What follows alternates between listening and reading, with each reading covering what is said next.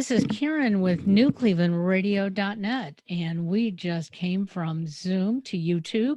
We want to welcome everybody because it is time for What in the World? With Paul Seaburn. Hi, That's the Karen. name. I'm here. I'm here as always with Karen Hale, our producer and media mogul over there. Now the Zoom and YouTube expert. You're Trying. you're like the cat in the hat that had 500 hats on, or no, that was a different Dr. Seuss book. Anyways, so we're here. We're definitely live. We got John Denalo with us today. Hi, John. Hi, Paul. Hi, Karen. Hey, John is our co-host, our trivia buff, and our sports guy, and the most competitive Bluff the co-host player in history. So he's ready to go. He's ready to move on to 59 minutes into the show and get started. But sorry, John, we got plenty of weird stuff going on this week. Hey, Paul, that's more important. I can wait. I'm going to have to. You better believe it's more important. Weird stuff. That's right. And of course, we're here at What in the World, which is our theme is weird stuff that makes you say, what in the world are they talking about? It's always real news, sometimes strange, always funny.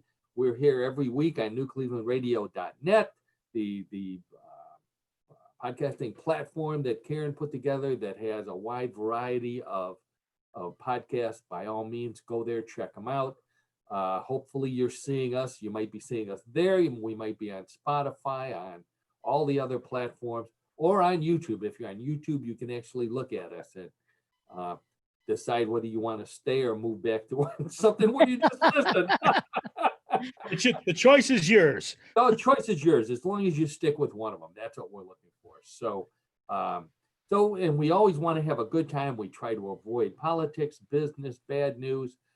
We stick with the weird, the strange, and the funny. Just take an hour, laugh with us, have some fun, learn a little bit sometimes, play along with Bluff the co-host, and at the end of the after the hour, we hope you feel a little better about life in general. So that's our goal here at What in the World. And as John knows, we've been talking a little bit about the weird news that's coming up. It's as weird as it could possibly get, starting with the Space Force, which has hired a space horse. So we're going to find out a little bit about the Space Force space horse, which is hard to say. And then one of my all-time favorite bands, and John, I know you're a big fan of Led Zeppelin. Guess what? A robot has written and recorded a Led Zeppelin song. We're going to find out about that. Really? Yeah. Wow. In the high-tech area, we're going to find out about flying cars in New Hampshire. We're going to go to West Virginia, where they have zombie cicadas. Zombie cicadas. Oh, Yeah. And along the insect front, we go to Poland, where 1 million cannibal ants have escaped from where they were trapped. So now they're out roaming about Poland, and I don't think they're eating kielbasa. So we'll find out about that. And speaking of food, KFC has come out with a line of chicken-scented shoes. So we're going to learn a little bit about that. We're going to find out about a medieval potion that is being used today to fight bacteria. It's better than anything on the market.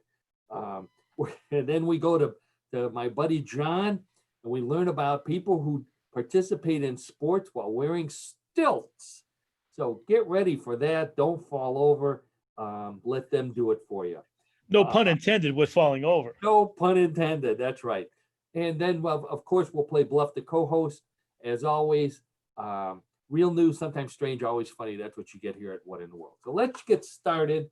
We have a few visual aids this week. Not many. We're just going to be. You're going to have to use your imagination a little bit this week. So first one, this comes from Russia. And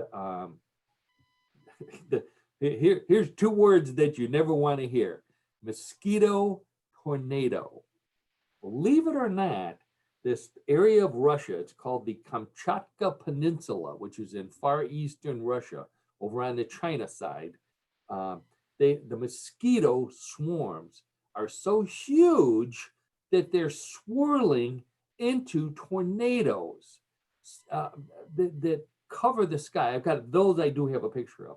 So just imagine that you're driving down the street, you look at the horizon, and here you see, instead of the beautiful Russian sky, let's see if you can see that, John and Karen, some Oh, you Oh, I can. do see it. all the way Oh, across, yeah, all the way across the horizon, wow. mosquito tornadoes. Yeah, yeah.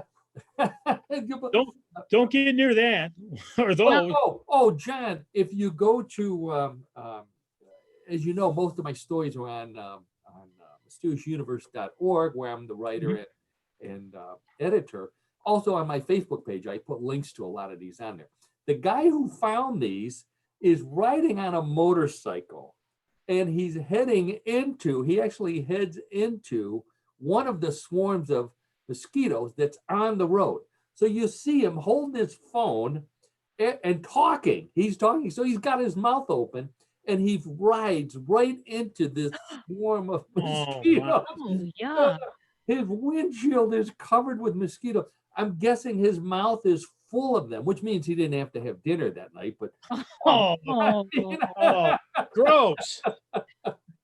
I just imagine that. So they're all over the place, and they can't explain why. Is it global warming? They don't know. They don't know what it is that's causing these mosquitoes to breed as fast as they are and to form the swarms. All they know is that they're all over the place. So of course, my first thinking is there's got to be a movie in this.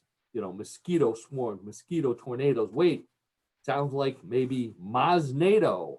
ooh. Yeah, Potato. Yeah. yeah. Even Moznado versus Sharknado, which could be an even more monstrous movie.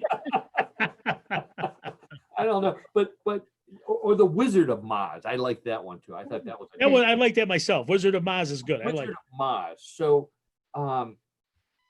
to me, this sounds like a wet dream of a pesticide salesman.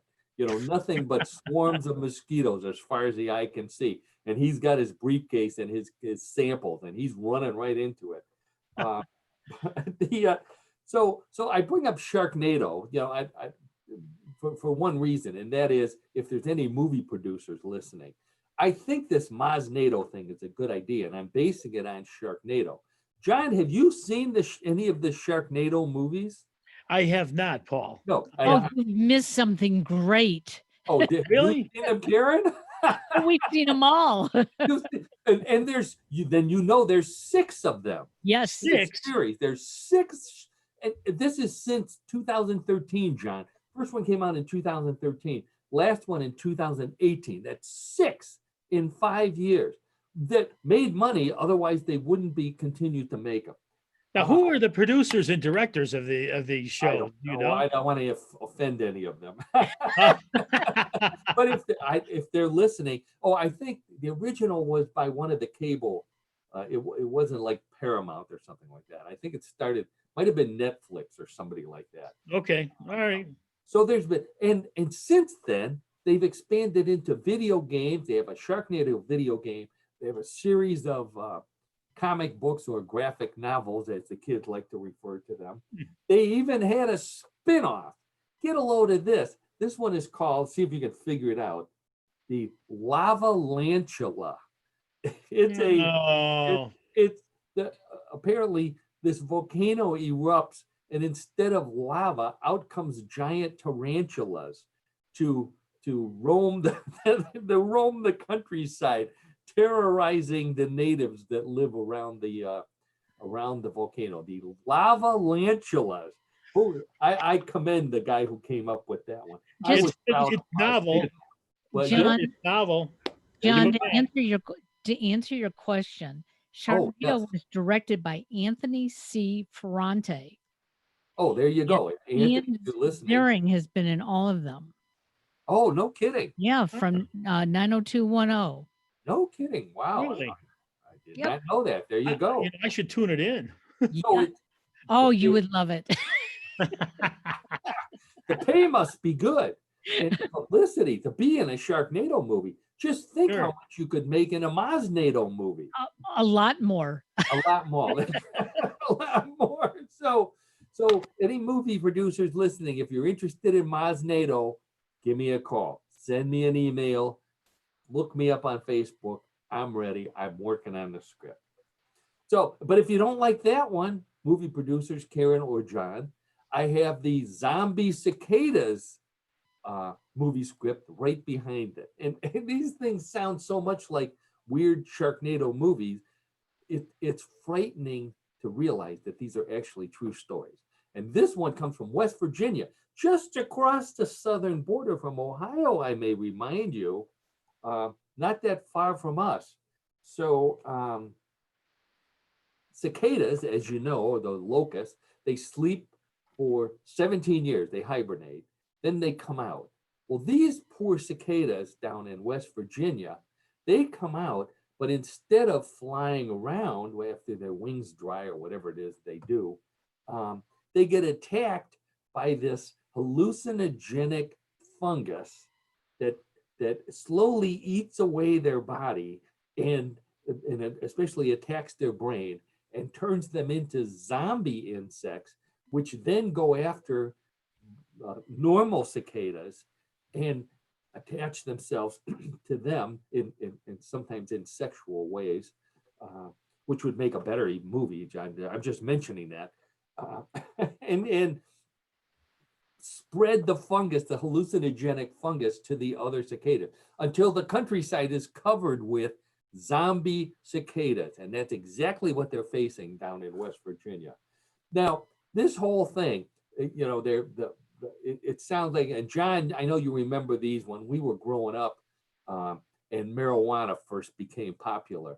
There were movies and documentaries and those little things that we had to watch, those slide programs at school about the bad things that marijuana did to you. Reefer Madness was Reefer Madness comes to mind immediately. Sure. famous movie. That's right. You know, so you know, there's zombies, the human zombies caused by smoking joints all over the place running through that movie.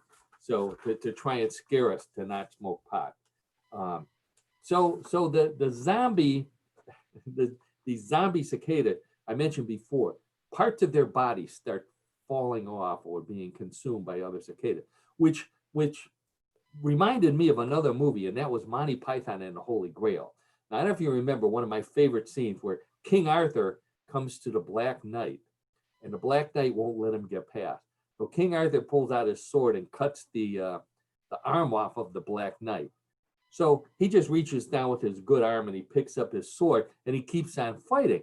He says things like, "'Tis but a scratch," and "I've had worse."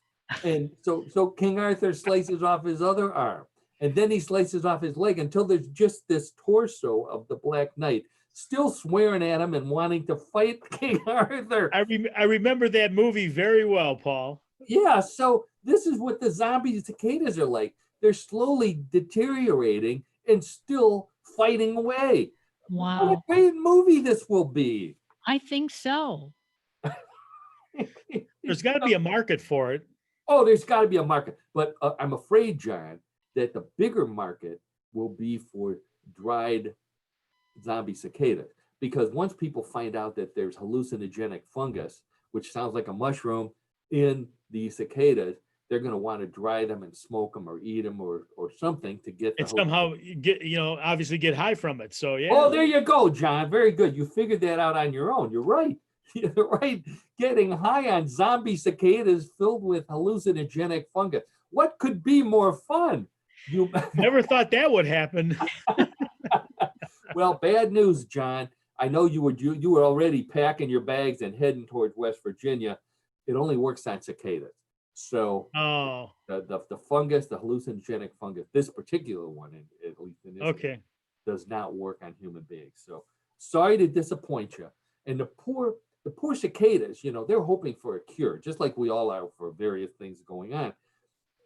Before they all die, and then they have to wait 17 years, so they're down there hibernating, knowing that in 17 years they're going to come back out again, and there's still this fungus waiting to turn them into. Wow. So it's a movie with a sad ending, I guess. Yes, it is. Yeah, it Right. doesn't sound very promising. Right. Well, Bring but your wait, but tissues. could be one of those cliffhangers for the sequel to Oh, Zombies. there's always hope with the 2. sequel, I guess. Yeah. You- the John is very zombies, enthusiastic. yeah.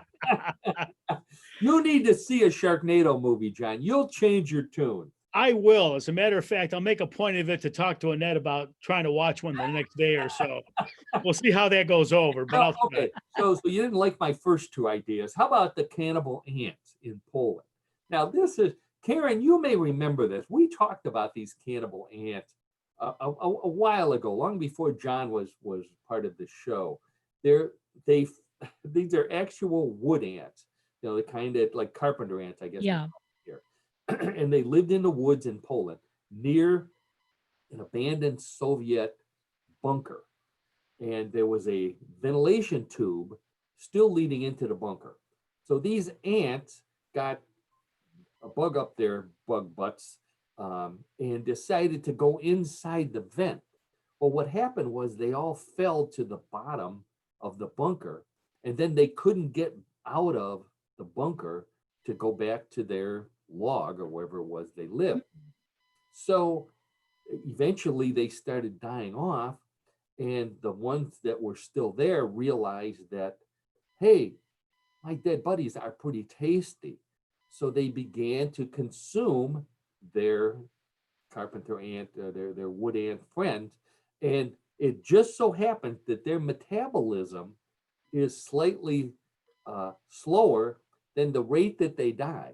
So they didn't eat themselves to death. Instead, they continued to reproduce and grow until there were now, I think back in 2016 already, they had 1 million of these ants, these cannibal ants, living on nothing but other ants trapped inside the Soviet bunker in Poland. So these scientists find it, and as scientists are wont to do, they studied them. They couldn't figure out what happened. And what they should have done was left it alone, put a camera down there and watch them. But one bright, I don't want to make any ethnic references here. One bright scientist decides to see if they'll figure out a way to climb out, and he leaves a little plank in there. So sure enough, these are ants. Remember that song about the ant and the rubber tree plant? Yeah. I hope. Sure. Well, they figure this stuff out. They know the song. That's the reason why. Yeah. So they escaped. They escaped. He leaves this plank in there, and they go back a year later to check them out. They didn't put a camera in there. They go back to check them out, and the ants are gone, and they can't find them. So now these cannibal ants are roaming the Polish countryside. They're not looking for kielbasa. They're looking for either other ants or whatever else that they've developed a taste for, being trapped for years in this Soviet bunker. Maybe they'll head to Russia and help out with the mosquitoes. It's not that far. The mosquito swarm, sure. Yeah, sure. for Poland invades Russia this time around and helps them out. So of course, as I mentioned, this whole story reminded me of the song High Hopes. Okay. So I looked up the lyrics, to see if I could get any ideas for something funny to say.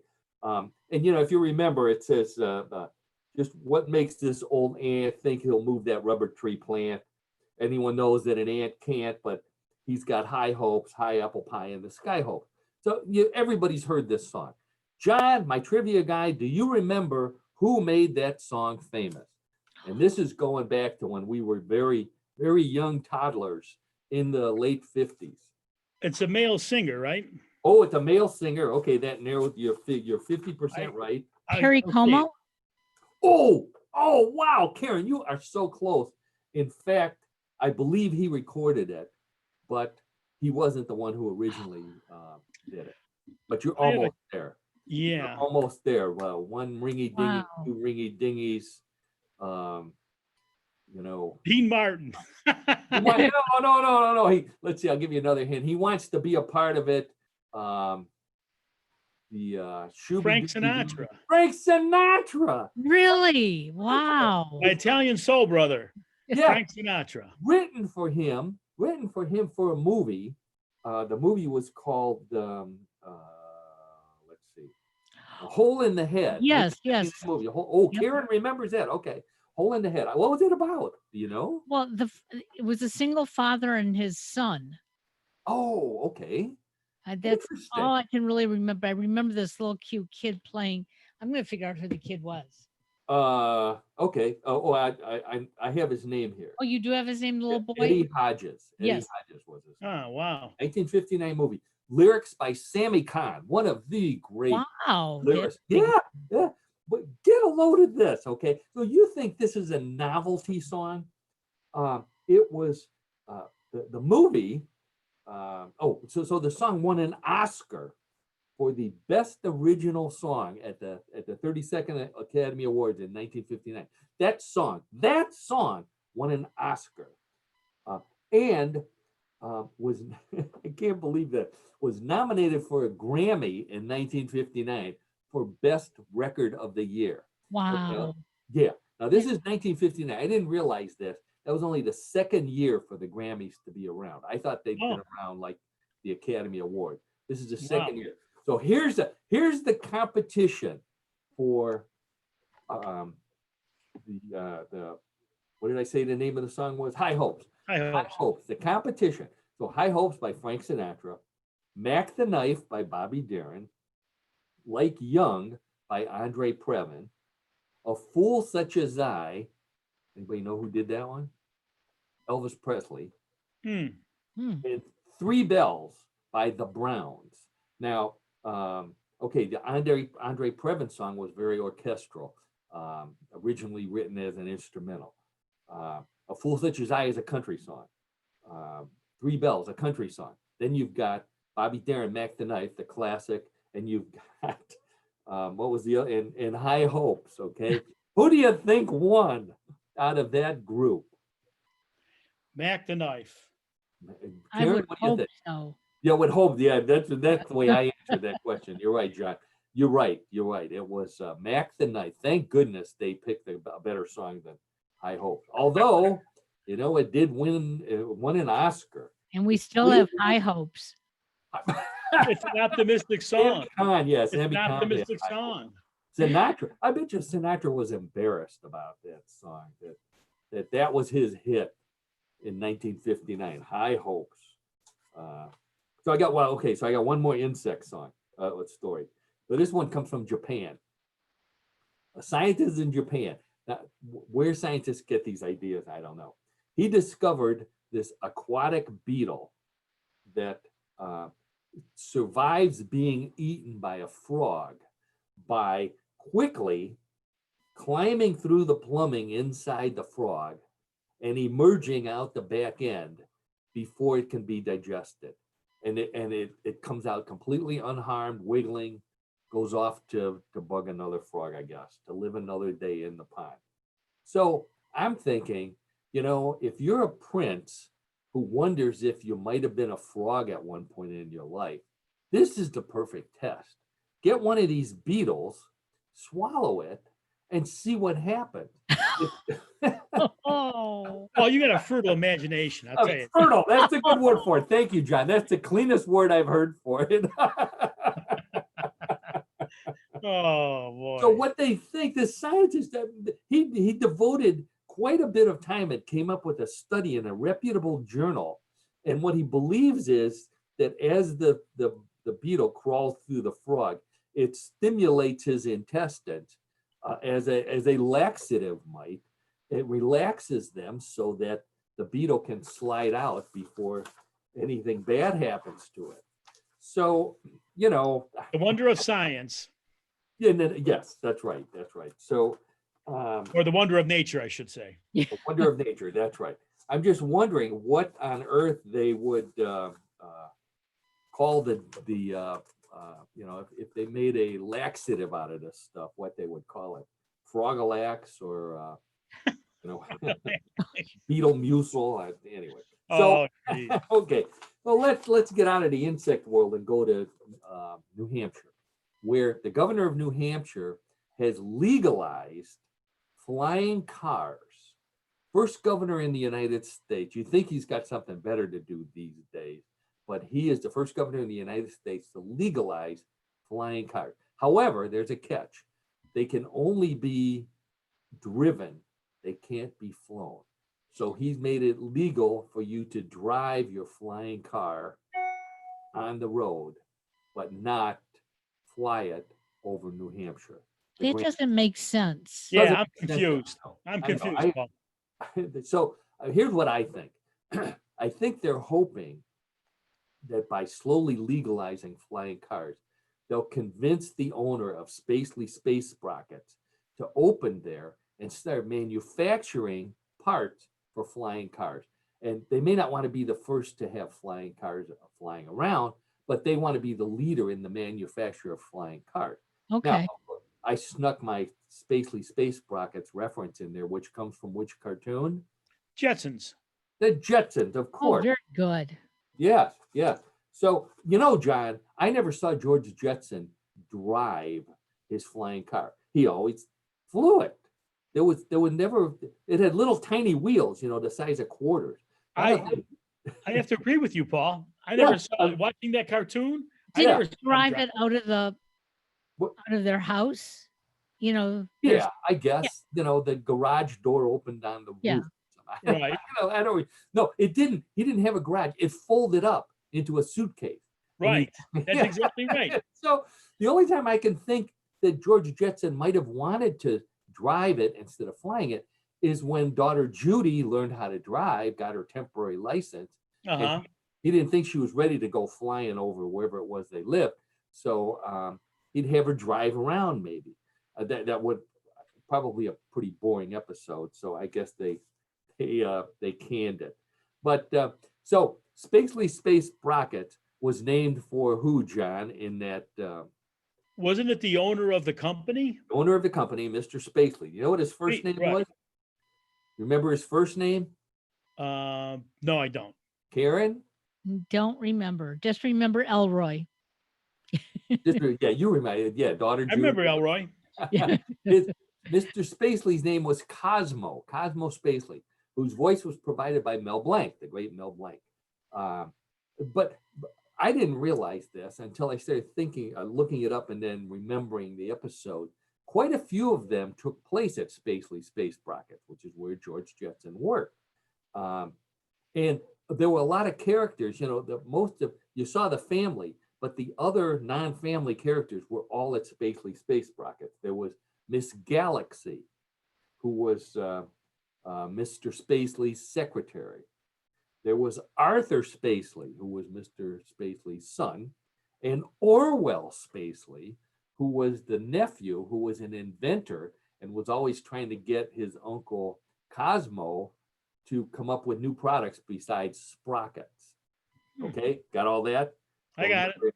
Okay, no. Okay, so here's one you might know. Who was the main competitor on the Jetsons to Spacely Space Sprocket?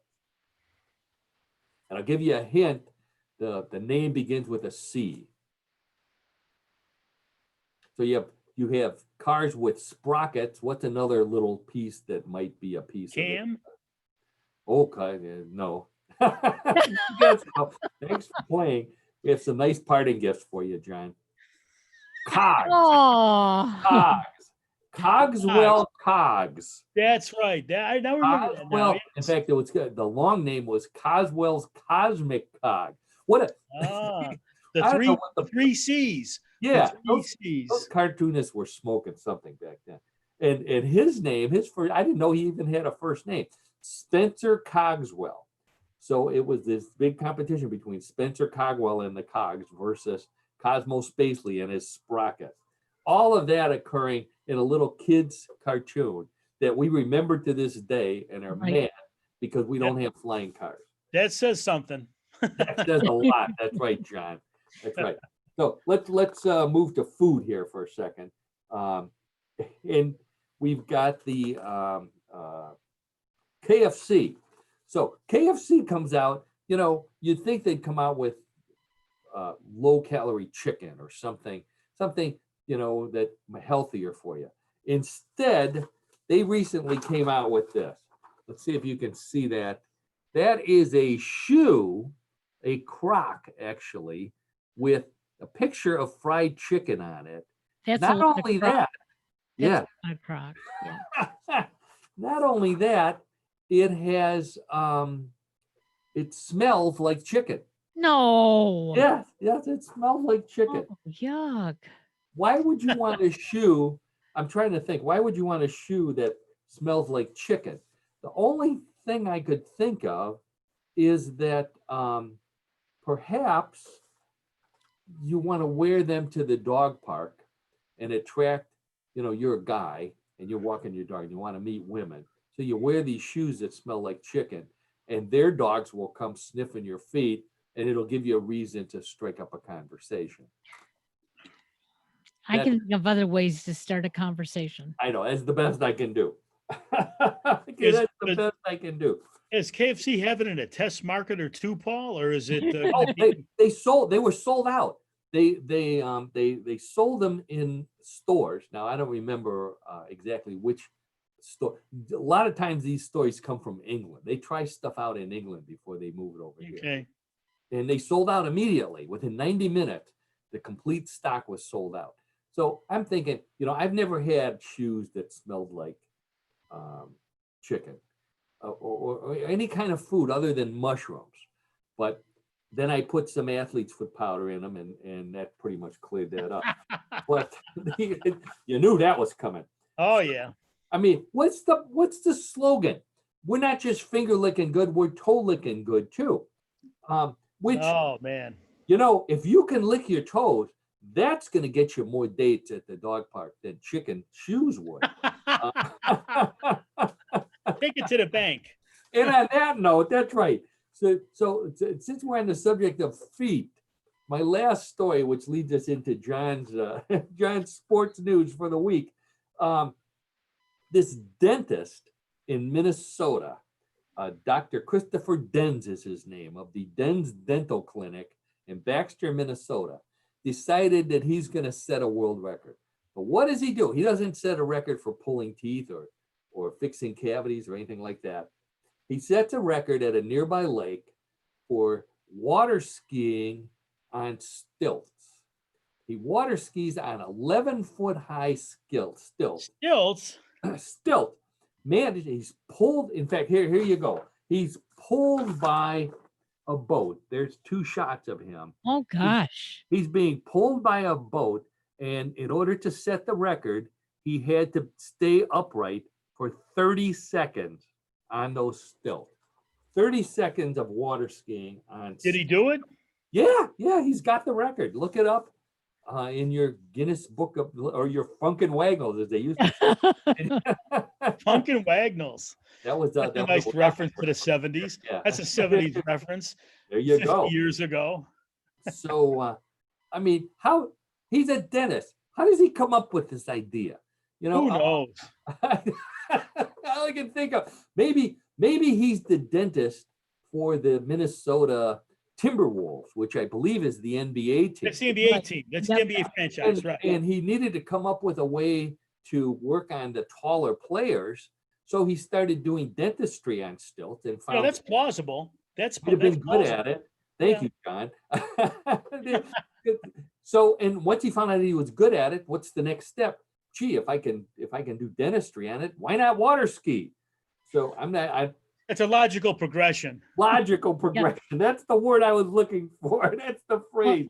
Well, Minnesota is the land of 1,000 lakes. Very good. Yes. Maybe he still had his stilts on and he had to walk home and didn't want to get his I don't know what he would when no, I'm lost now. I've lost it. Oh boy. So I'm thinking, if there's one sport and a world record set on stilt, there must be more.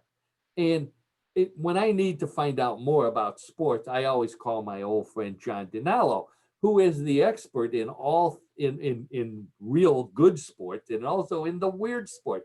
So John, I did want to mention, I did a little bit of research myself on stilts in general before we get into Okay. sport. And stilts were invented in ancient Greece. They've been around a long time.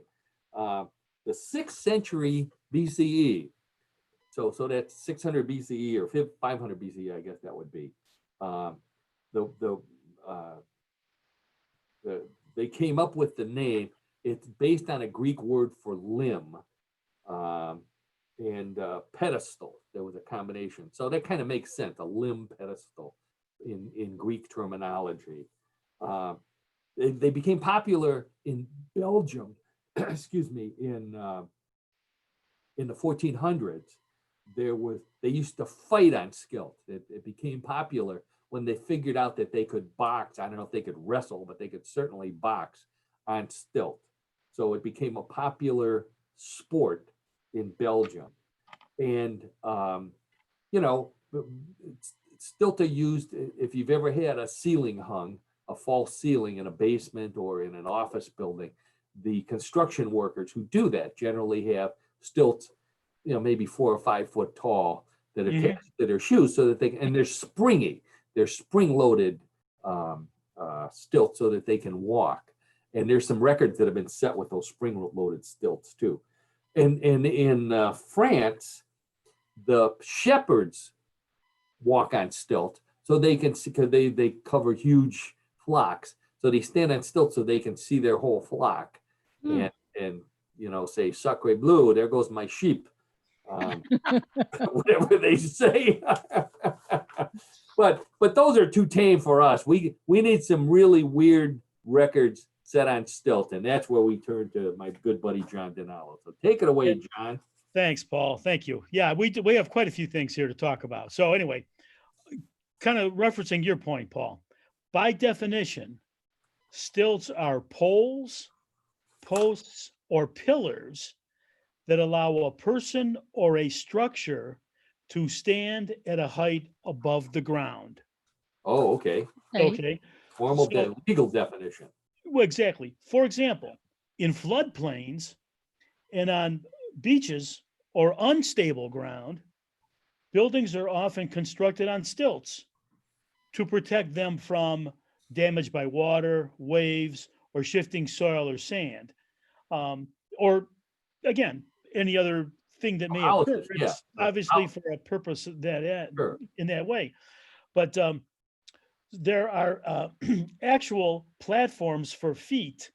And I'll start with a trivia point back from 1891. Sylvain Dornan, a stilt walker from the Landes region of France, he walked from Paris to Moscow in Russia in 58 days. Holy smoke. Wow. 58 days. Now, you got to think of this. This is before the turn of the century. Yeah. There's no automobile. There's no mobile transportation or anything like that. So not many roads. What took them 2 months? Yeah. Now, let me ask you a question. In general, what kind of like stamina do you have to have? But then also like interest. Like, why is this guy interested in doing this? He's going to spend 2 months of his life walking on stilts. I mean, do you think that's physically taxing? I mean, do you think that he may injure himself? There was no cable TV back then. So. Yeah, well, yeah, that's right, exactly. But I mean, and it goes beyond the point of why did you do it? Because it's there. It doesn't apply in this case, in my opinion. Yeah, well, maybe you had a girlfriend in Moscow. Well, no, listen, you know, for a babe, I mean, I can get that. Girls, yeah, there you go. Yeah, 58, you know, that's I could stay here watching my sheep, or I could go to Moscow to see his girlfriend. Lovely, Svetlana. She's going to see Svetlana. She's Russian. Svetlana, yeah. I'm sorry. Anyway, okay. With a French name. So wait a minute. So it gets better. On October 1st, 2001, Semaiti Yiming of China, he's a gent. I think it's a gent. He walked 49.5 miles on 29-inch stilts in the grand total of 24 hours. And this is in the Shanshan County in Zhejiang, China. By definition, how the 29 inches is measured, it's from ground to ankle. So there's a precision there. Oh. It's ground to ankle. It's not the top of the foot. It's not like where the foot meets the ankle. It's the ankle itself. Well, okay, so that sounds like maybe a 24-hour record, 29 Well, miles. yeah, but 49.5 miles.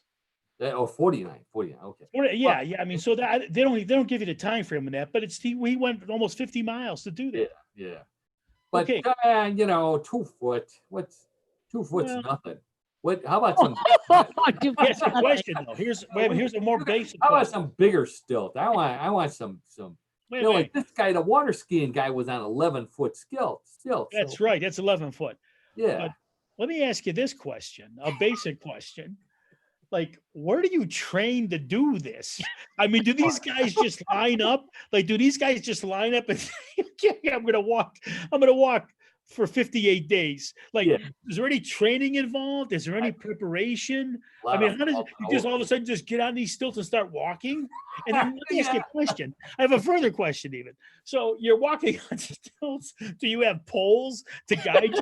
Or you just like do that like that's in, illegal. like it's some kind of monster walking? Yeah. I don't know. Oh, no, I don't think you're allowed poles. No, I don't think you're Maybe- allowed poles either. Maybe you can tie, like in the cartoons, you can tie a pillow to your butt in case you fall over. But maybe one to your face.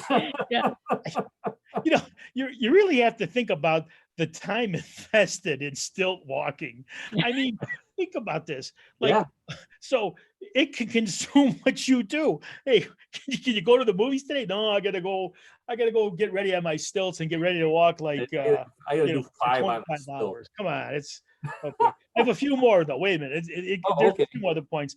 Okay, on November 15, 2006, the same person from China, he took a total of 10 steps on 53.8 feet stilts to break the Guinness World Record for walking on the tallest stilts. So let's 53.8 feet. That's 5 stories high. That's Yeah. probably taller than half the trees in my yard. I'm sure. Oh yeah, I would gather that. I Yeah. would gather that, sure. So and he had to do 10 steps. 10 steps in 2006. In I wonder how long 2008, it took him to fall over. I don't I know. know. How did he get up on the stilts? Well, I think they probably allow you to step out of a 5-story window on.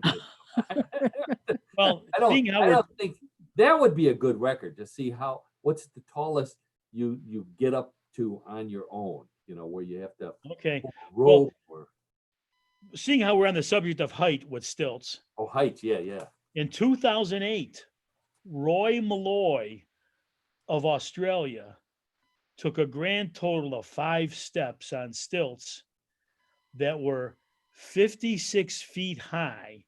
56 feet. To this day, stands as an unofficial record for the tallest stilts. Tallest stilt. He Wow. probably 56 feet. but he didn't do as many steps. I have a question. Oh no. The only person that I saw a visual on looking this information up was on Dornan, the person from France in 1891. Uh-huh. He looked to be of average height and weight. Yeah. Like these people like that guy in China and this guy Malloy, and even the dentist, are they tall? Are they short? I would have to think they would have to be athletic, number one. Okay. Yeah. They probably Okay. have massive thighs, like bikers. Well, yeah. I mean, I don't know, but Still. just So Well, anyway, I found one. I've been a runner all my life. that's true. I actually have done a few marathons. I found this guy in the London Marathon. Oh, this is a woman. Michelle was her name. The fastest marathon on stilts. 6 hours, 37 minutes, and 38 seconds. 6 Wow. hours. Now, Oh, 6 hours isn't a bad time for people to run a marathon in general. You know, there's plenty of people who take 6 hours, 7 hours. They leave the courses open, you know, walk and run. But 6 hours and 30 minutes on stilts for a marathon is unbelievable. How do you bend down to get water? That's what I want to know. Yeah, when they give you the orange slices, right? You're Now, the gonna orange slices, that's right, or the Vaseline for your thighs. How do Oh you- my. How tall were her stilts? yeah. Oh boy. It's Hey, in the not- same vein, if I can offer this. Yeah. So on March 30th, 2008, a Shreya Furman of the US ran 1 mile. Yes, 1 mile in stilts, and it took her 7 minutes and 13 seconds on spring stilts. And where she did this was Dachau, Germany. Wow. Wow. So That's a record. can you run a mile in 7 minutes? I know I'd be lucky if I could. I'd be lucky if I could walk a mile in like 7 days. I mean, come on.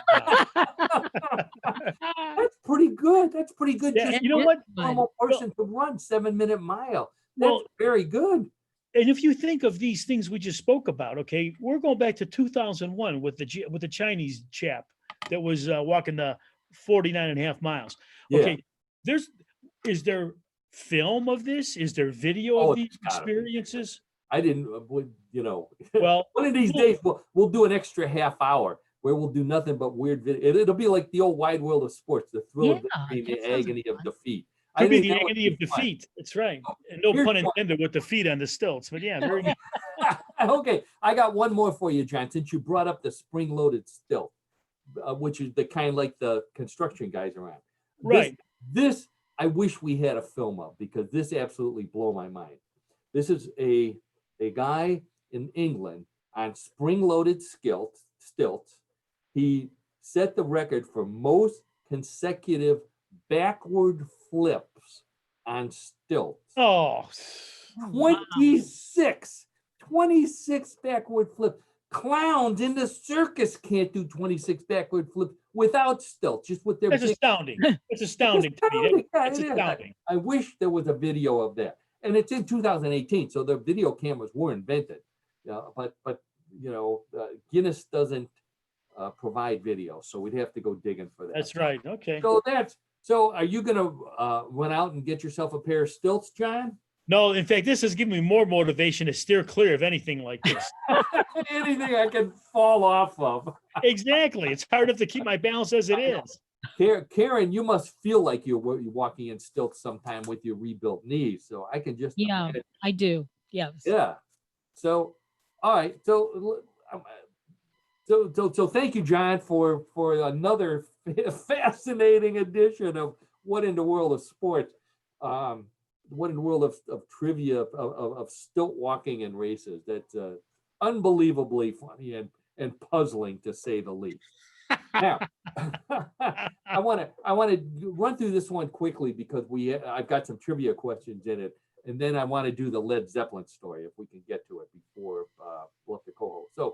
So Space Force, which is the big new division of the military, has hired a space horse. So first thing I'm thinking is, Space Force is based on Star Trek. They have the little triangular emblem that looks like Star Trek. They have a division called Spock. Can you recall there being any horses either on the Star Trek series, any Star Trek series, or in any Star Trek movie? I do not. No. Karen? I do not. Nope. I've seen most of them. I've seen plenty of episodes of original Next Generation.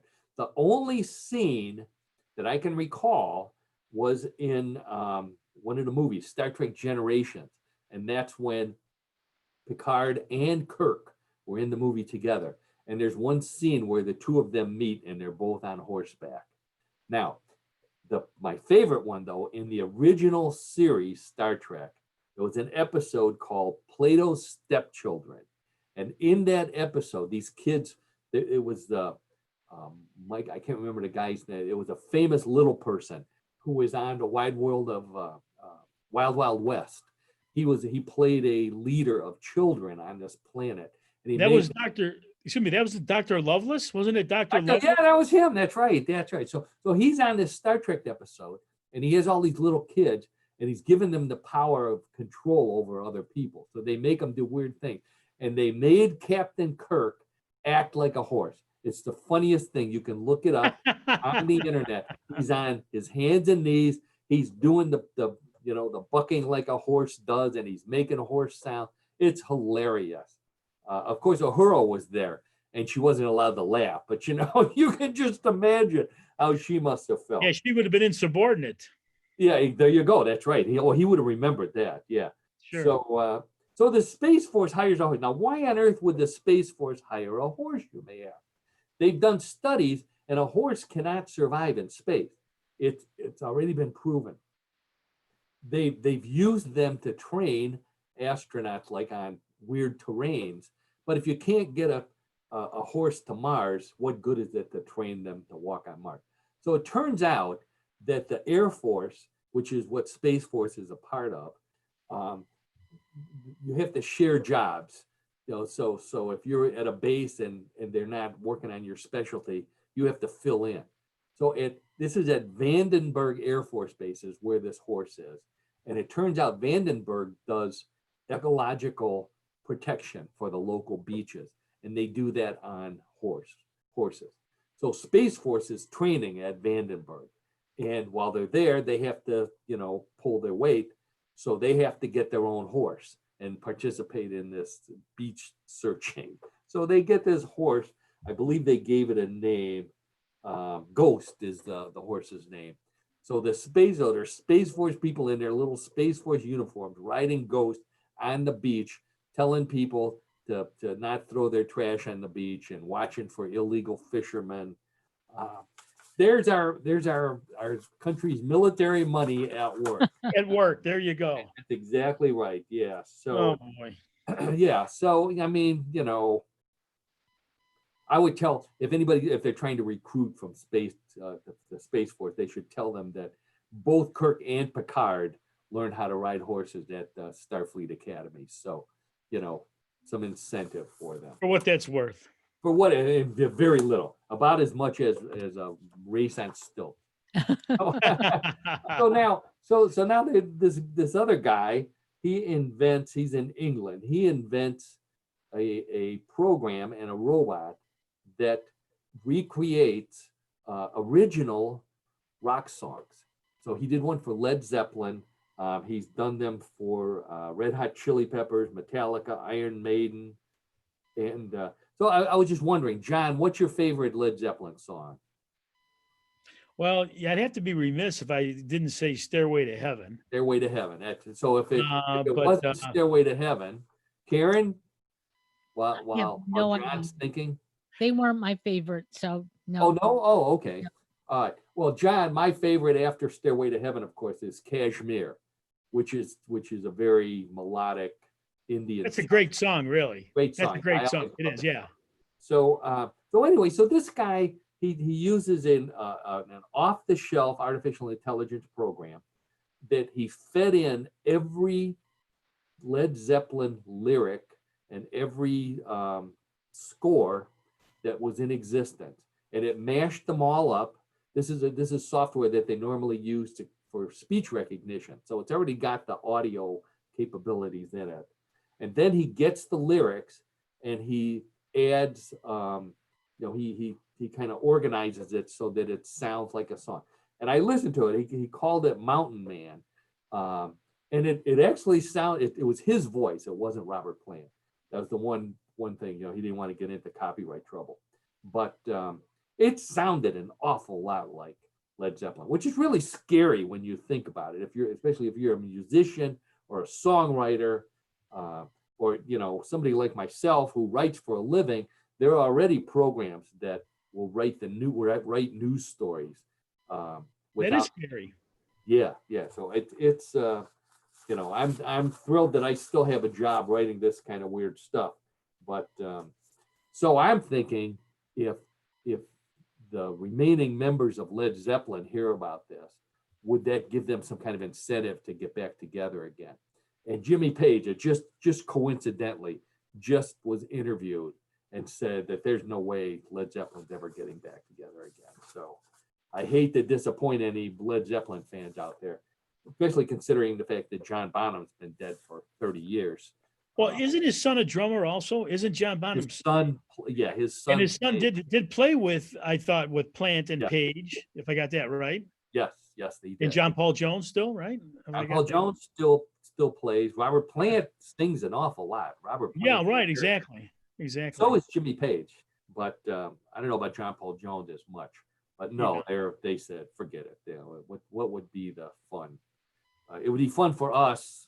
It would be. Paul, we go back a few years on this, some Led Zeppelin song. I know. Oh, you know, John, but if you talk to these musicians, you know, I read a lot of them.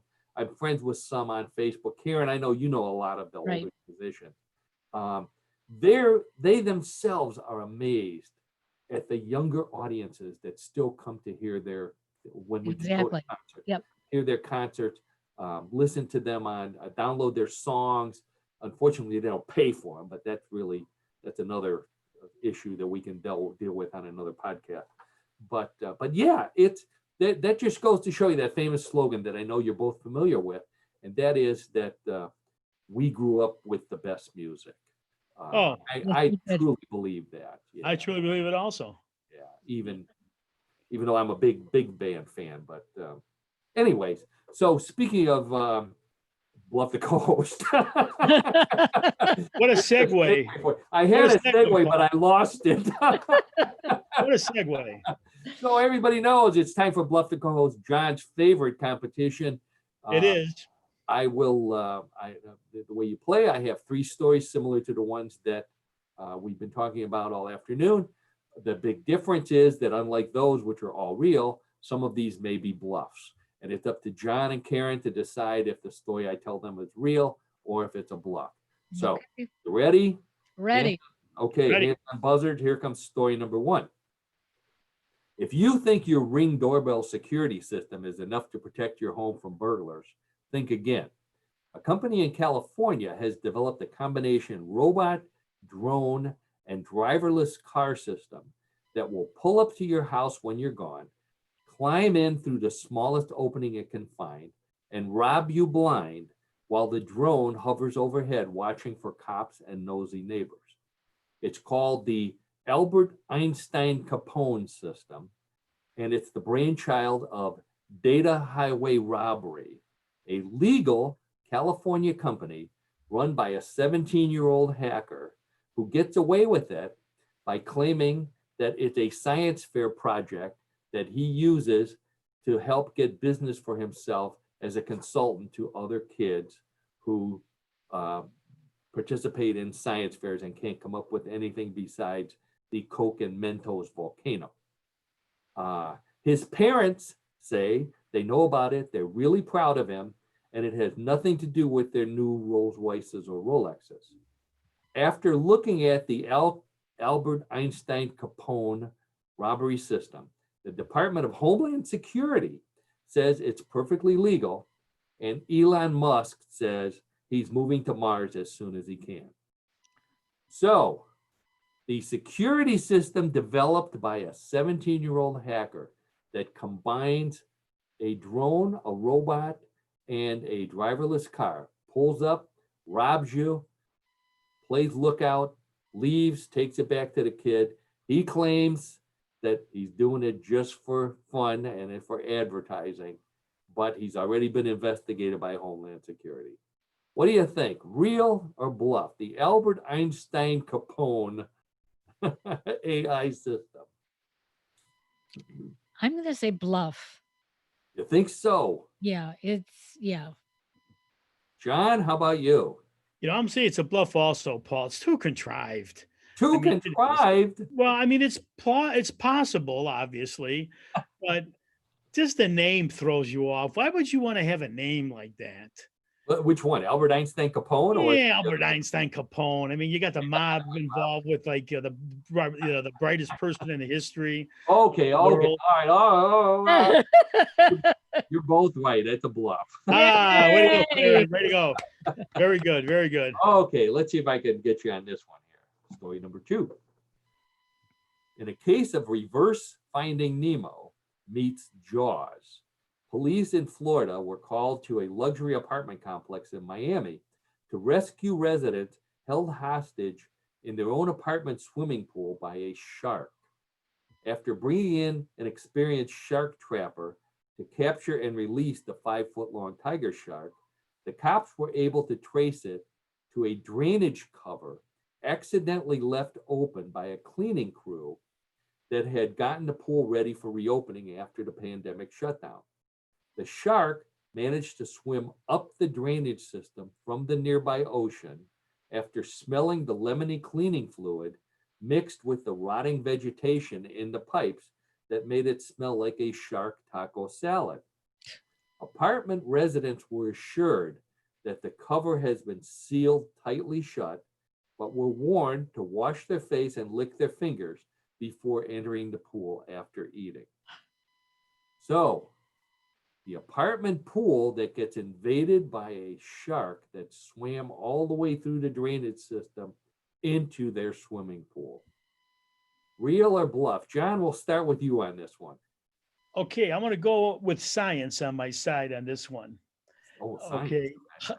How big is this drainage system that a shark Love can it. get through? Yes. Okay, that a shark can get through. Now, I know there's all kind of sharks. Okay, I'm going to say bluff. That's going to be a bluff. The flexible shark. He was on stilts. Yeah. Okay. John, Oh, it's not a real shark. It's not a real shark then. the pool shark. It's Yeah. a pool shark. So Um, Beautiful. I'm going to agree with John because I can't imagine maybe the drainage big pipe is okay, Yeah. but getting into the pool, it'd be too small. the entrance into the pool would be too small. Yes. So you both thought about this pretty Yes. thoroughly. Okay. Well, I hate when you do that because that was a bluff and you figured that. Hey, we're doing good today. I tell you what, if I end up 3 for 3, I'm going out and get drunk tonight. So I'm just telling you. Oh, I wish I would have known that beforehand. So That's right. Okay. That's All right. right. Well, let's see if you can do it, John. Boy, that's a big Okay. challenge here. Story number 3. Okay. A man in India set a Guinness World Record for the fastest time to finish a 500-piece jigsaw puzzle underwater in one breath. He managed not to drown while completing the jigsaw puzzle in 5 minutes and 10 seconds, just seconds before he had to surface for air, and a minute before the cardboard puzzle became too soaked to put together. The Guinness judges were in the pool in scuba gear and said they were amazed at the man's manual dexterity, especially when the pieces began to float away. While training to hold his breath long enough to do a 750-piece puzzle, the man is back at work cleaning septic tanks. Oh, God. So real, maybe other than that last sentence, or bluff. The man who set a world record for solving a jigsaw puzzle underwater in one breath. I'm holding my breath here as Karen decides real or bluff. You know what? I think we got 3 bluffs today because I can't imagine how you could put that puzzle together in the water without it all floating away. I think you're thinking too hard now, Karen. I know. Yeah. It's Okay, a so bluff. it's a bluff. So Bluff. you think it's a bluff. John, how about you? Boy, for all the beer tonight. Yeah, I'll tell you what. I think you were tasting that beer. And now you're worried about it. Yeah, exactly. I was just trying to make sure I could get ready to get to the bathroom. Okay, in one piece. I'm gonna say it's real because people in India are weird enough to do something like that. Was that a scientific or a sociological? It's going on the fact that a lot of Indians are scientists, engineers, they're computer people. They're just bright people, and I'm sure this guy's got some ability, and seems to be like a reasonable challenge for somebody that if all he does is clean septic tanks, he has to have some kind of incentive. Knows how to So I'm hold gonna his say, breath. I'm gonna Yeah. say true. Okay. Well, guess what? Your bartender's going to be disappointed tonight, John, because you're staying home. Oh, I It's won. bluff. Very good, Karen. Oh, Three wow. bluffs. It's a bluff. So Karen, what you can go out and go to your favorite wine bar tonight and Yeah, I could because Rich Celebrate. is out of town. Well, you know what, Paul? I can maybe just Yeah. drink at home with a net. That's what I can just. I'll just drink at home. You know. Might as- yeah. drink at home and complain about losing Bluff the Cold. Crying in my beer, so to speak. Well, Well, I hope everybody was who's another been great listening day. aren't crying in their beer. And I hope you had another fun week with us at What in the World. Thank you for tuning in. Tune in to all the podcasts at nuclearradio.net. Thank you, Karen, again for hosting. Thank you, John, for your fine co-hosting. And we'll hopefully see you all next week. we will. Sounds good, everyone. Your And hands. thank you to, Linda was on today and Donna Bell was on today. And who's the other one? Oh, Text no, that's Text Steeler Girl. Steeler Girl. Okay. And Donna Bell. They were all on today. All right, great. So thanks, everybody. Talk to you next week. Have a good week, everyone. Take Yep, care. bye. Stay safe.